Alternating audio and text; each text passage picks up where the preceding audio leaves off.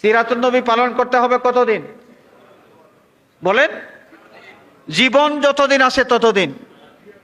সিরাতুন নবী পালন করতে হবে জীবন যতদিন আছে ততদিন।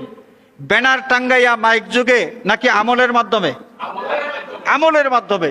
এই বিষয়টাই, সহজ বিষয়টা নিয়ে আমাদের মধ্যে একটা ঘুরপাক। এই মিলাদুন নবী আর সিরাতুন নবী এটা দ্বন্দ্ব দাঁড় করাই দিয়েছেন একদল মানুষ। দ্বন্দ্ব দাঁড় করাই দিয়েছে মুসলমানদেরকে বিভক্ত করে দেওয়ার জন্য। মিলাদুন নবীকে গুরুত্ব না দিয়ে সিরাতুন নবী করে অনেকে। মিলাদুন নবী নাকি সিরাতুন নবী উদযাপন করা কোনটি যুক্তিযুক্ত?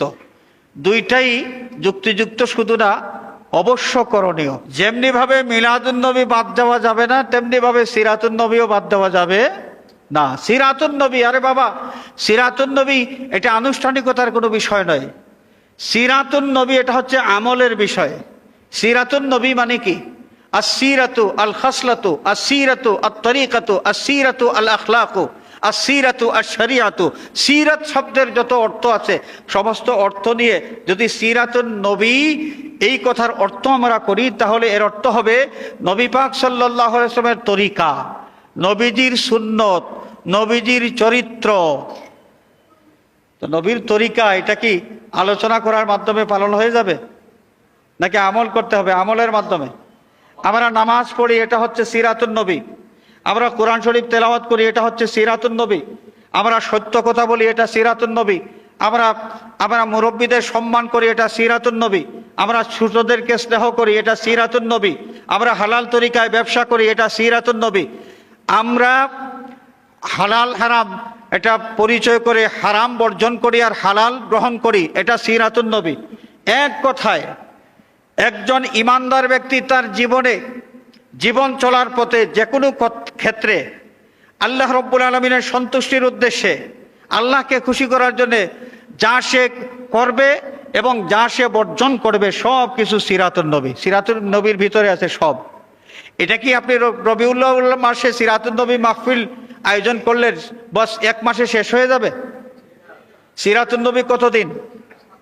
সিরাতুন নবী পালন করতে হবে কতদিন বলেন? জীবন যতদিন আছে ততদিন।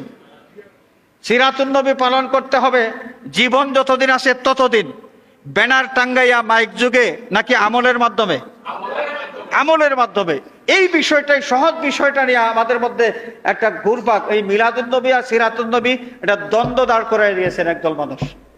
দ্বন্দ্ব দাঁড় করাই দিয়েছে মুসলমানদেরকে বিভক্ত করে দেওয়ার জন্য। আর মিলাদুন নবী সেটা হচ্ছে নবীর জন্ম। নবীর জন্ম কিভাবে হয়েছে এটা আলোচনার মাধ্যমে জানা যায়, এবং আলোচনার মাধ্যমে আল্লাহর শুকরিয়া আদায় হয়।